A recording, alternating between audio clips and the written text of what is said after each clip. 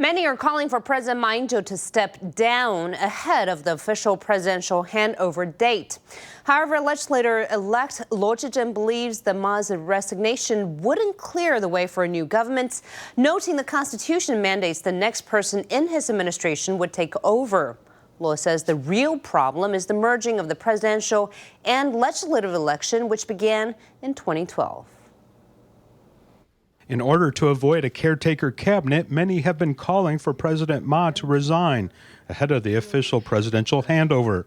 Ma hasn't responded to reporters posing this line of questioning. One legislator-elect, Luo Chih-cheng, has a different view. According to the Constitution, his identity and job should remain until May 20th. If he resigns in advance, then the vice president should take over. If the vice president also resigns, then duties fall to the premier.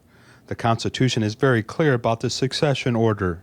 Luo believes that the source of this problem is the merging of the presidential and legislative election. At the time in 2012, election and political considerations by the KMT led them to move the presidential election forward and the legislative election back to merge into a joint election in January.